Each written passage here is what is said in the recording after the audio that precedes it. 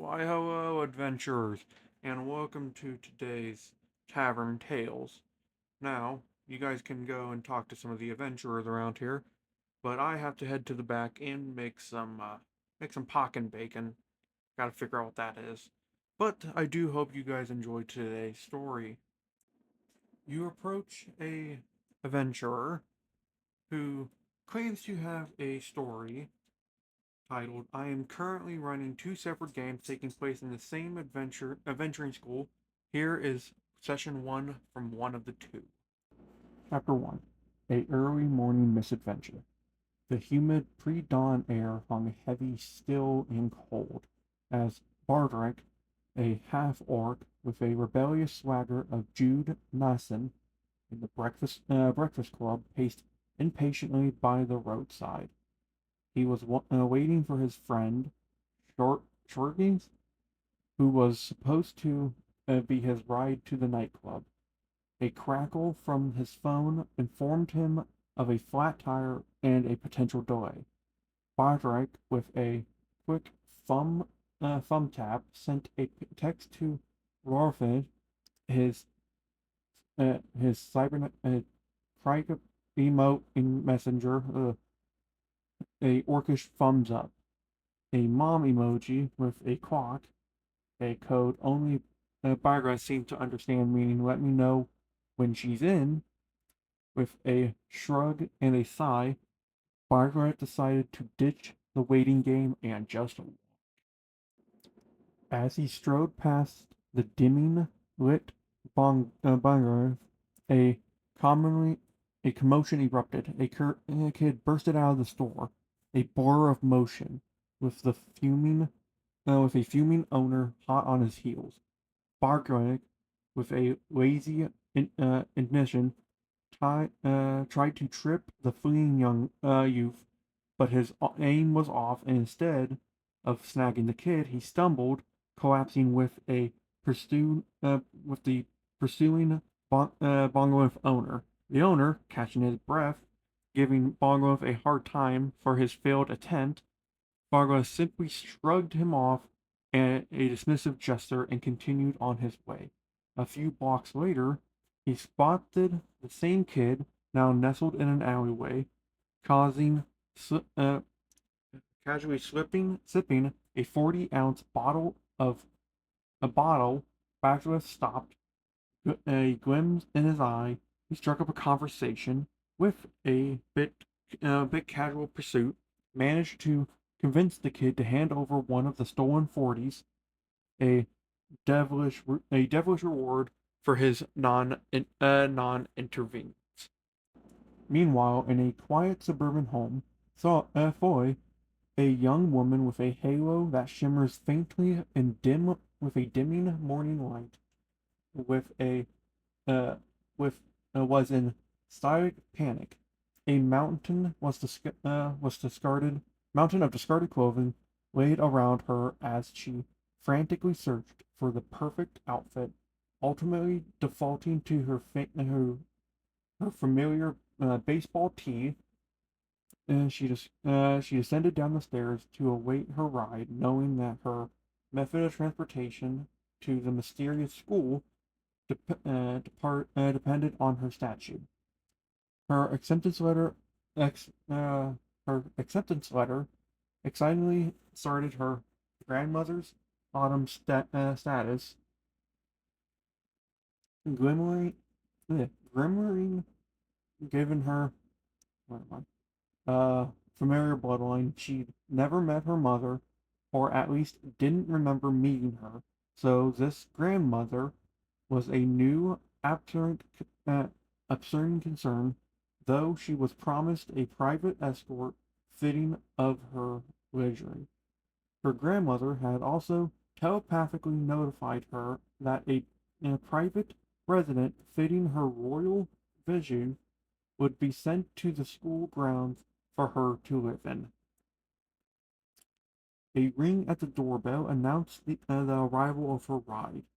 Standing at their hold was a formidable man, resound of resembling Vin Diesel, cha- uh, chatted in a slick suit, dark sunglasses, his silent gesture to Farmer Themo to follow, to the adventurer's eye, to the average eye, a luxurious limo sat at the curb, but Fiamu, gifted with a second sight, proceeds beyond glimmering veil. Before her stood a magic uh, carrier pulled by a unicorn.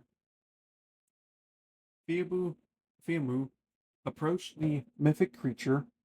The large man offered her a sugar cube. After feeding the unicorn, Fiamu and her imposing escort settled into the limo. Once inside, the man Dem- Diamo underwent a startling transformation. His as, exterior melted, tough exterior melted as he leaned back, crossed his legs with a almost dramatic, formatical excellence. From his mouth emerged the refined, exuberant voice of an old woman. This, Farias realized, was her grandmother, a being who transcribed the planes of existence using the body of her devotee followers as vessels to navigate the earthly realm. As the grandmother removed her sunglasses to clean them, Fimu caught a glimpse of the man's eyes. Desperate, the desperate the original voice and mestering. His eyes betrayed a profound, raw anguish. Her grandmother, then began to recount Fiamu's past. The day Fiamu was born, the grandmother has spirited her away, bestowing upon her the very halo she now wore. She explained that the principal of the school was an old friend, and this ride is merely a favor. A druid's discreet depart from an unexpected link. The scene shifts, guiding through the gates of an overlapped park, past masculine, manicured trees, te- transparent pond, and winding walkways, until it settles upon a truly remarkable sight. A grand, beautiful home nestled within a giant tree. A variable garden surrounds it, adorned with wind chimes, and an array of colorful bottles hang from branches sparkling with a soft morning light. Inside, the doors closed with a soft click as Fear Deabrove, a peach skinned Freiburg, God, I need to learn my names, expectantly slipped out, her movements practiced and silent. Perfect, careful not to disturb her sleeping parents, just 3 steps beyond the threshold. Freeing was a casual flick of her wrist, used druidcraft to conjure a missile of weeds. She lights it and takes a slow drag as she begins her morning walk towards the front gate. Accumulative, the ride she acquired let her, let her promise. She remained smoking as she approached the gate. As Fern approached the gate, a sleek limo uh, glided to a stop. She spotted Barbara sitting there, now holding a 40 ounce. Fern, ever observant, nudged Burns, indicting that she deserved this was their ride to the mysterious school. Right as the limo pulls up, she offers him a light for the joint she conjured earlier, a small gesture of ceremony. I'm Fred. She introduced herself and then added, "Your name, War, was on my party list in the acceptance letter. Looks like we ride together."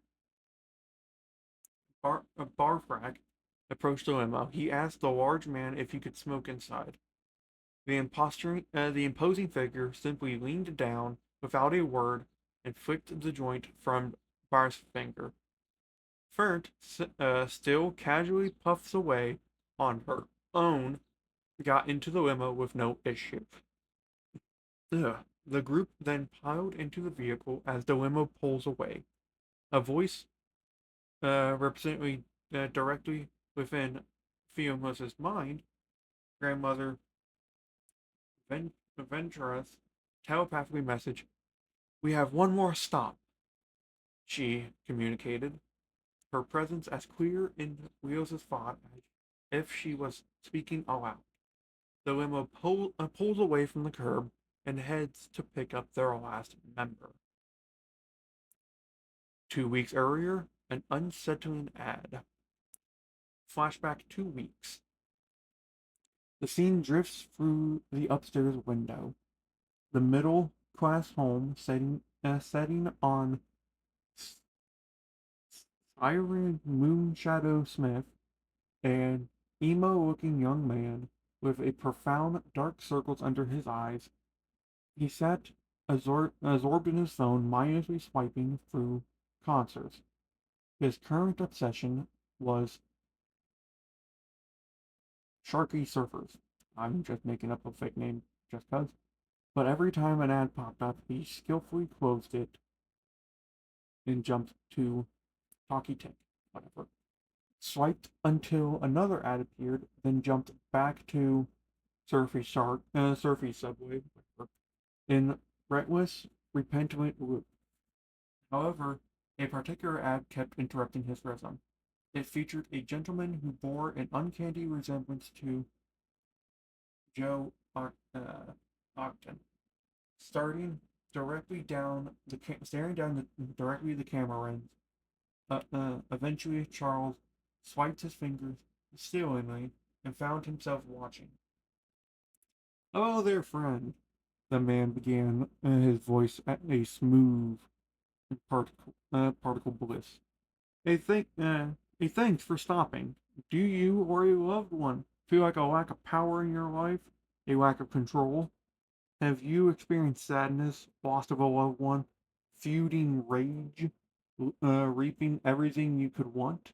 A soft, almost sweaty chuckle escapes from him, followed by a brief pause. Although he, although he shaved that morning, a few whiskers have already pricked through his dampened skin. His pale, damp skin. A vengeance smile of someone who has done everything it appears perfectly to put together held the moment.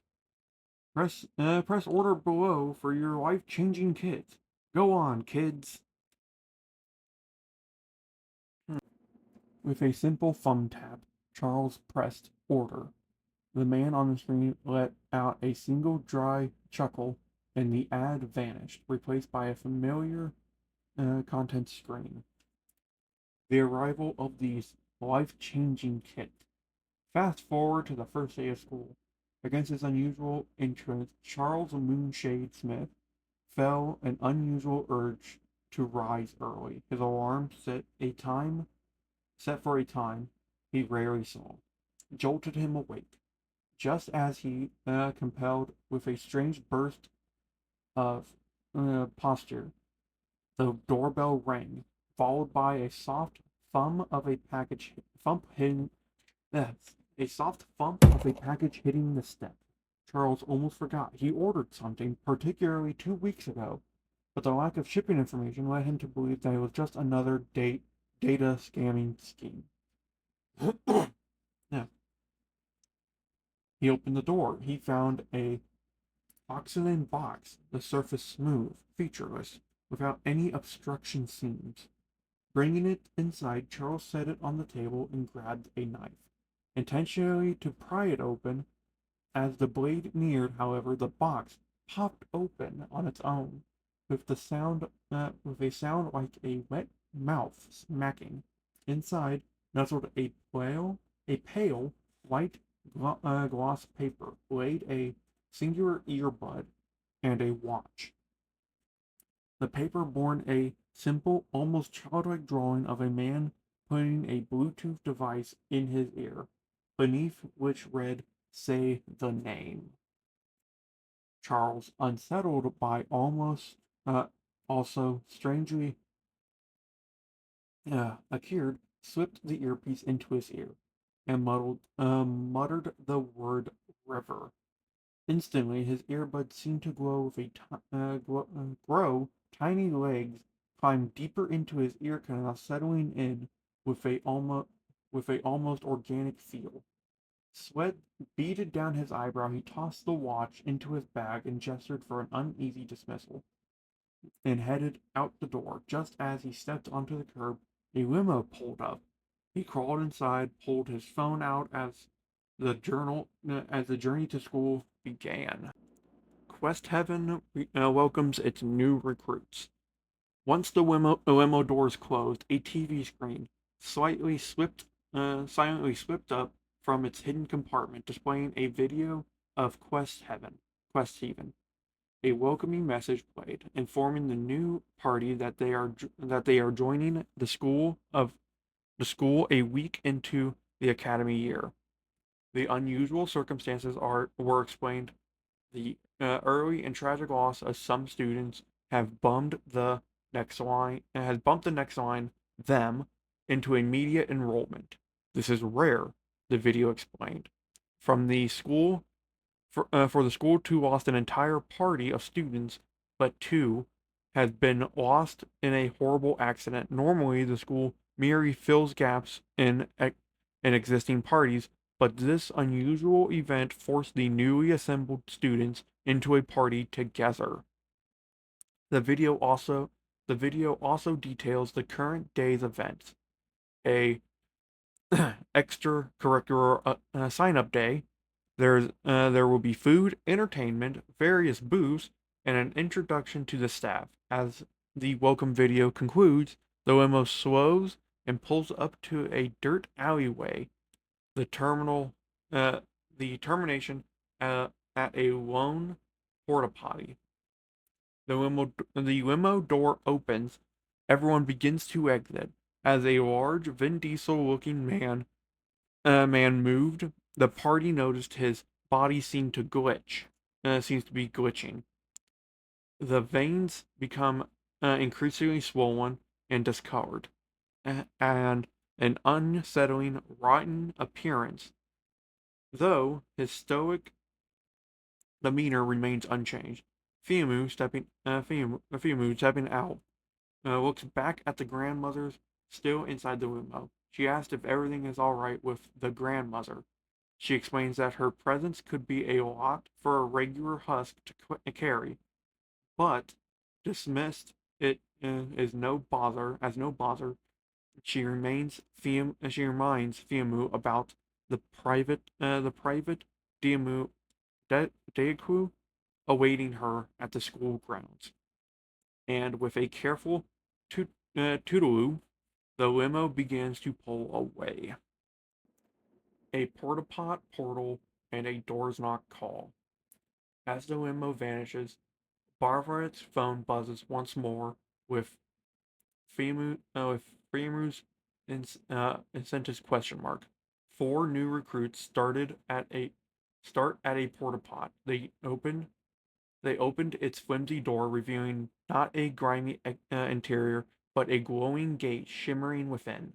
Without much hesitation, they stepped inside, and with a collective heave, flushed the toilet.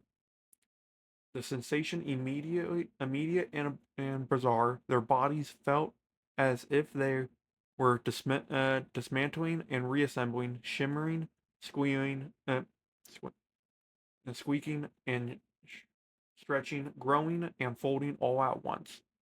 They're re rematerialized at a grand entrance of Quest Haven, where a tiny automaton weirs in front of them, greeting them. Hello, students, charmed the automaton. I am, uh, I am Carnes. I am charged with greeting you and showing you around. Carnes led them to the school's basking parking lot. transformed into a Veneer fun fairground. Booths for jobs, clubs line the area. A food truck emits savory aromas, and a stage bustling with activity. All sorts of organized chaos filled the air. Ryu presents a question mark continued on flooding to flood Bannister's phone, but he largely ignores them. Bayrock, even ever pest- pestering, approaches Farmer Ron's booth, seeking a job. As he introduces himself, Farmer Ron inspects both Bevroots and Fern's hands. He knows the thick, conjugated skin on Burr's hand, clearly, clearly accustomed to hard work, while underneath Fern's fingernails he detects a white tail scent of earth and burning weeds. Fern, brimming with enthusiasm, attempts to, appeals for a position at Quest Haven's gather. His eyes sparkle with the dreams of being an ace reporter. Theo, feeling a found sense of purpose and exploration, signs up for the student council. Charles, still somewhat distracted and feeling unwell, gives a less than savory of at a display at the Blockbuster booth. Then butts heads with uh, the procurer of Mama Megan's Schwab shop. Defeated, he eventually signs up for the potion craft. Hours passed as the students explore Barkrat's dangerous family business. While the group are engrossed in bustling fairs, Wo- uh, Wolfen's barrages of question marks presented. Finally, a new task flashes on Barkrat's screen from his mother. Why is Marvos texting you nonstop instead of doing his job? If you want to talk, you should have asked. At the very least, at the very most, Barcelona Field felt a strange cold weight drop into his pocket. He reached in and found a doorknob. Realizing the urgency of the situation, Barcelona found his party members. I need you to come with me, he stated, his tone leaving no room for arguments. After a quick search for a secluded spot for reasons that were about to become spectacularly clear, Boswitz held the doorknob into the air and seemed to catch on something invisible, and with a confetti of fireworks and thick smoke, a wild guitar squeal, and a shimmering door materializes out of thin air. Bovtarev cited a weary acceptance of absorption as the four stepped through. They appeared instantly outside a familiar, pulsing light of Glim's Child nightclub. Barnes told his party to follow him as he approached the line to the club and began walking right past. One of the two guards at the door, a burly woman, began to reach for her gun. She noticed Bert, baby. You've gotten so big. Look at you, she exclaimed. Hey, Chuck, it's Patty. He, uh, he greets the two guards, introducing the party. Brent said that he'll go talk to the boss. As he walks inside, a person from the line glimmers, "Hey, we were here first!"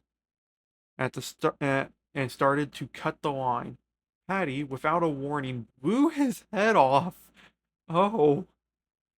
As they arrived at the bar, a waitress said the usual to Brad.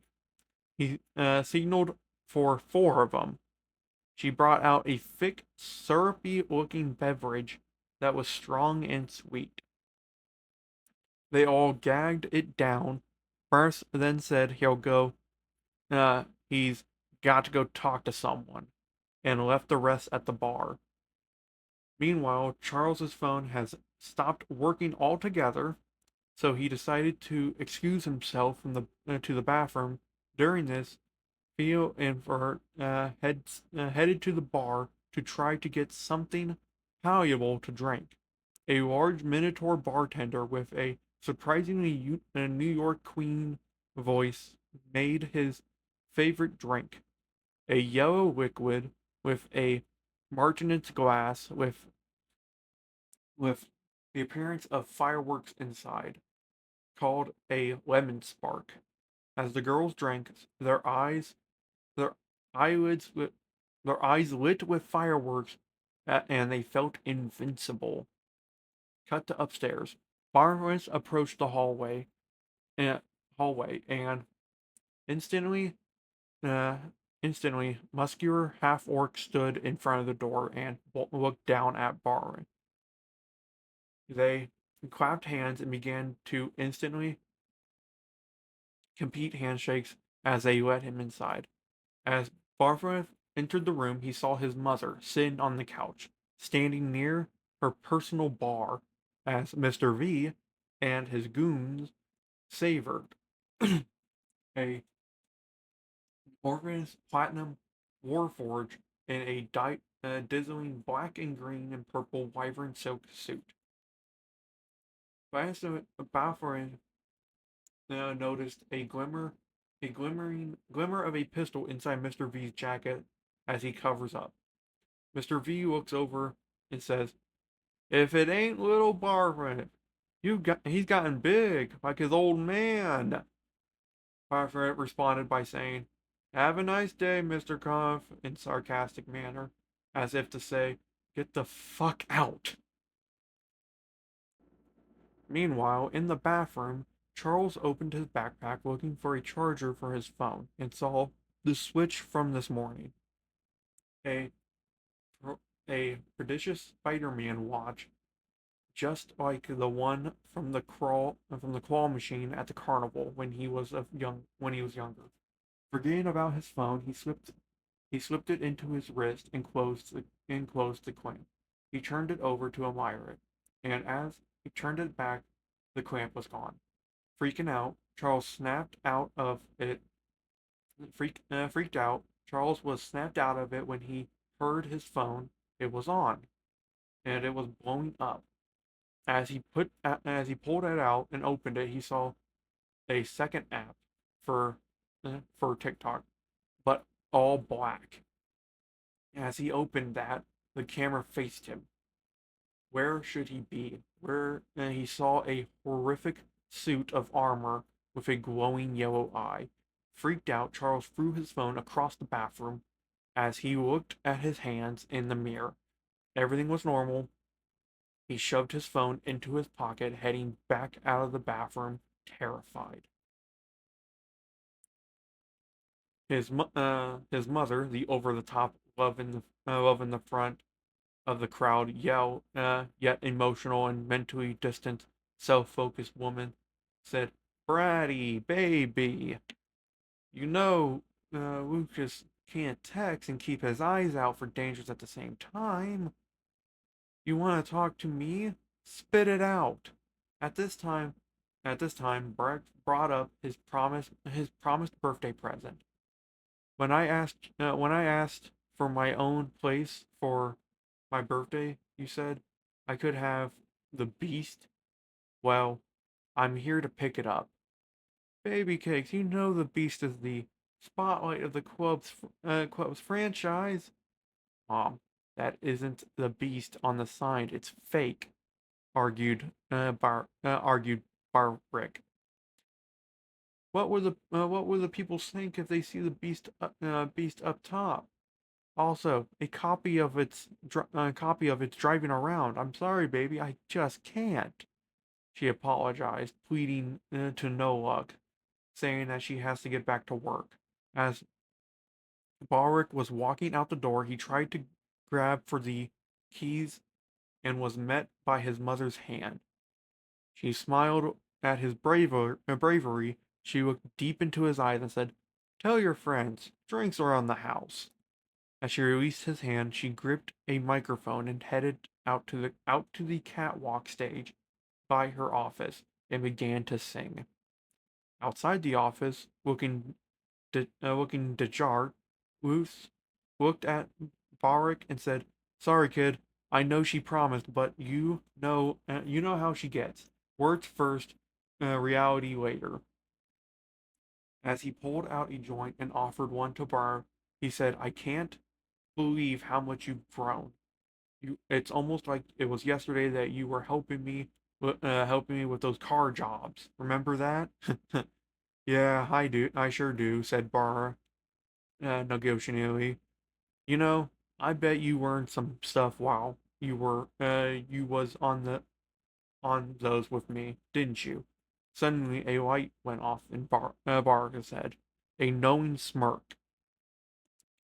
Merton finally said, "If you need to use the private bathroom, remember it's upstairs to the right by the roof exit."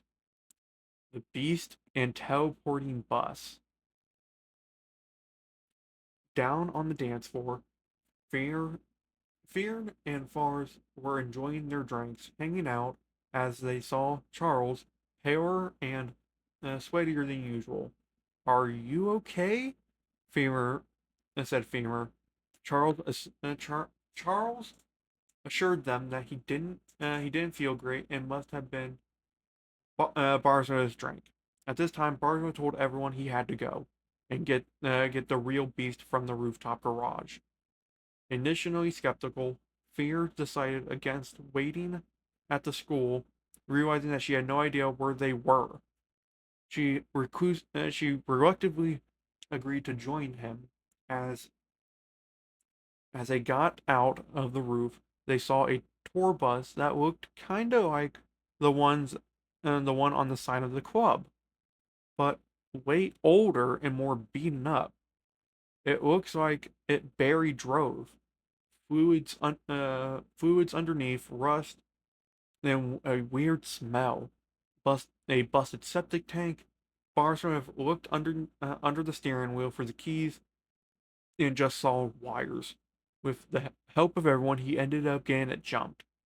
As he sat in the driver's seat, the beast rolled, not a ton of gas left, but ready to ramp this bad boy. He put the coordinates to the school, slammed it into drive, and a familiar feeling of teleportation hit him. "Shit! Now I remember how we got up here." Barks remembered.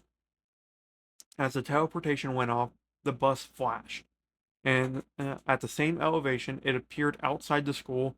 It came crashing down, impacting. The impact caused heavy damage to the beast. Looks like it won't be going anywhere soon. On the brighter side, Barnes now has a place to sleep. And with that, everyone, I do hope you guys enjoyed today's Tavern Tales.